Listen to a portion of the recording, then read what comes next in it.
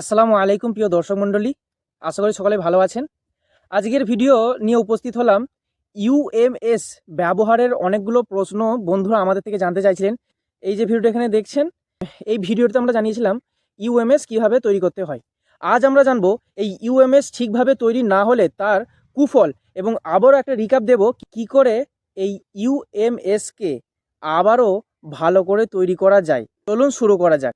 এই প্রেজেন্টেশনের ভিতরেই আমরা ইনশাল্লাহ সব বিষয়টাই শিখে নেব। এই অসাধারণ প্রযুক্তিটার নাম হল ইউএমএস।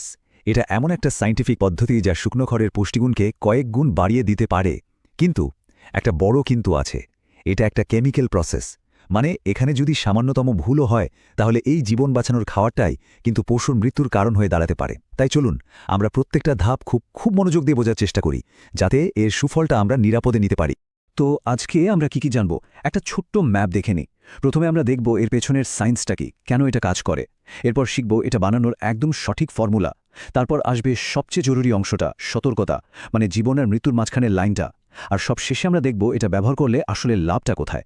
তো আর দেরি কেন, চলুন শুরু। আচ্ছা, তাহলে প্রথম প্রশ্নটাই আসে, এই যে ইউএমএস, এটা আসলে কাজ করে কিভাবে? না, এর পেছনে কোনো জাদু কিচ্ছু নেই, আছে একেবারে খাঁটি বিজ্ঞান। আর এর পুরো কার্যকারিতাটা দাঁড়িয়ে আছে তিনটে খুব সহজ কিন্তু শক্তিশালী নীতির ওপর। প্রথমটা হলো অ্যামোনিফিকেশন। ব্যাপারটা কি দেখুন, সাধারণ খড়কে যদি আমরা একটা তালা দেয়া বাক্সের সাথে তুলনা করি, তাহলে এর ভেতরের পুষ্টি হলো গুপ্তধন, আর এই বাক্সটার তালা হলো লিগনিন নামের একটা খুব শক্ত আঁশ। গরু এই তালাটা ভাঙতে পারে না। এখানে ইউরিয়া তার কাজটা করে। ইউরিয়া ভেঙে তৈরি হয় অ্যামোনিয়া গ্যাস, আর এই গ্যাসটাই হলো সেই চাবি যা লিগনিনের তালাটাকে গলিয়ে ফেলে। ফলাফল, খড়ের ভেতরে লুকিয়ে থাকা প্রায় ৩০ থেকে ৪০% পুষ্টি বা শক্তি বেরিয়ে আসে, যেটা আগে কোনো কাজেই আসছিল না। এর পরের ব্যাপারটা তো আরও মজার। গরুর যে পাকস্থলী, যেটাকে আমরা রুমেন বলি, ওটা আসলে একটা জীবন্ত ফ্যাক্টরির মতো। সেখানে কোটি কোটি উপকারী ব্যাকটেরিয়া কাজ করে। এখন আমরা যে ইউরিয়াটা দিচ্ছি সেটার নাইট্রোজেন এই ব্যাকটেরিয়াদের জন্য একেবারে ফার্স্ট ক্লাস খাবার। এই খাবার পেয়ে ওরা হু করে সংখ্যায় বাড়তে থাকে। আর গরু কি করে জানেন? গরু তখন এই ব্যাকটেরিয়াগুলোকেই প্রোটিনের উৎস হিসাবে খেয়ে নেয়।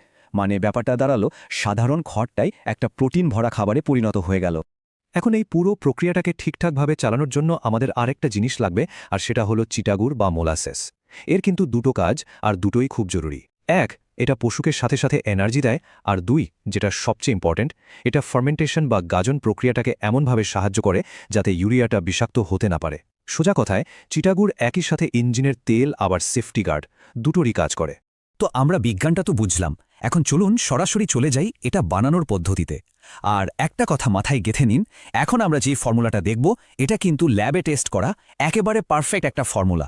এর এক চুলো এদিক সেদিক করা যাবে না, প্রত্যেকটা মাপ হতে হবে একদম কাটায়। ধরুন আমরা ২০ কেজি শুকনো খড় দিয়ে বানাবো, তাহলে কি লাগবে? খড় তো লাগছেই ২০ কেজি, যেটাকে ১-২ ইঞ্চি করে কেটে নিতে হবে। এর সাথে লাগবে চিটাগুড় প্রায় ৩ থেকে ৪ কেজি, আর পানি লাগবে ১০ থেকে ১২ লিটারের মতো। আর সবচেয়ে গুরুত্বপূর্ণ উপাদান ইউরিয়া সার, এটা লাগবে ৭০০ থেকে ৮০০ গ্রাম। খেয়াল করুন কোনোভাবেই যেন ১ কেজির বেশি না হয়। ৭০০-৮০০ গ্রামের মধ্যেই থাকাটা হচ্ছে সবচেয়ে নিরাপদ আর কার্যকরী। বানানোর প্রসেসটাও খুব সোজা, মাত্র ৪টা স্টেপ।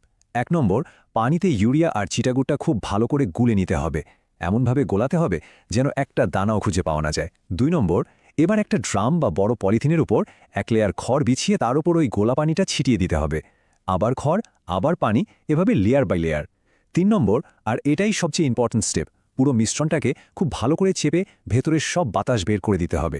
তারপর মুখটা এমন টাইট করে সিল করতে হবে যেন ১ ফোঁটা বাতাসও ঢুকতে না পারে, কারণ এই বাতাসহীন অবস্থাতেই আসল কেমিক্যাল রিয়াকশনটা হবে। সবশেষে এটাকে এভাবেই ১০-১৫ দিনের জন্য রেখে দিতে হবে, বিশেষ করে শীতকালে। এতক্ষণ আমরা যা শিখলাম, এবার সেগুলোকে একপাশে রাখুন, কারণ এখন আমরা যে বিষয়টা নিয়ে কথা বলবো সেটা এই পুরো আলোচনার সবচেয়ে সিরিয়াস পার্ট। আমি চাই আপনারা প্রত্যেকটা কথা খুব মন দিয়ে শুনুন, কারণ এখন যে নিয়মগুলোর কথা বলবো সেগুলো জানা আর না জানার পার্থক্যটা হলো জীবন আর মৃত্যু। এখানে ভুলের কোনো ক্ষমা নেই। শব্দটা হলো জিরো টলারেন্স। এর মানে কি? এর মানে হলো পশুর নিরাপত্তার প্রশ্নে কোনো আপোষ চলবে না, বিন্দুমাত্র ছাড় দেয়া যাবে না।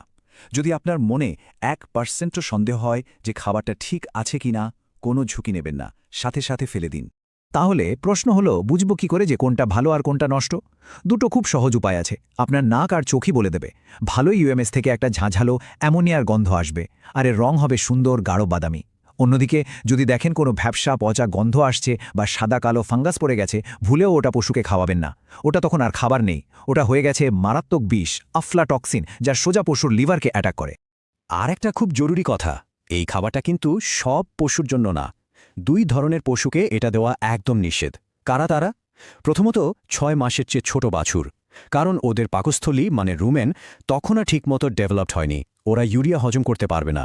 আর দ্বিতীয়ত যে গাভীগুলো গর্ভবতী এবং বাচ্চা হতে আর 3 মাসের মতো বাকি আছে, তাদেরও এটা দেওয়া যাবে না। এখন কথা হচ্ছে, যদি আল্লাহ না করুক কোনো ভুল হয়েই যায় আর কোনো পশু বিষক্রিয়ার শিকার হয়, তাহলে কি করবেন? লক্ষণগুলো চিনে রাখুন। মুখে ফেনা উঠবে, শরীর থরথর করে কাঁপবে, শ্বাস নিতে কষ্ট হবে আর পশুটা বারবার পড়ে যাবে। এই লক্ষণগুলো দেখার সাথে সাথে 1 সেকেন্ডও দেরি না করে পশুকে 1 লিটার ভিনেগার মানে সিরকা অথবা অনেকখানি তেঁতুল গোলা পানি খাইয়ে দিতে হবে। এটা হলো ফার্স্ট এড। এটা পেটে গিয়ে ইউরিয়ার বিষাক্ত প্রভাবটাকে নিউট্রাল করে দেয় আর পশুর জীবনটা বাঁচিয়ে দিতে পারে। আচ্ছা, ভয়ের পর্বটা শেষ, আমরা সবচেয়ে কঠিন আর জরুরি অংশটা পার করে এসেছি। এখন কথা হলো, যদি আমরা এই সব নিয়মকানুন একদম ঠিকঠাকভাবে মেনে চলি, তাহলে কি হবে? তাহলে এই ইউএমএস প্রযুক্তিটা আপনার খামারের জন্য একটা বিরাট আশীর্বাদ হয়ে আসবে। চলুন এবার লাভের হিসাবটা দেখি। তবে খাওয়ানোর আগে একটা ছোট্ট কিন্তু খুব দরকারি কাজ করতে হবে।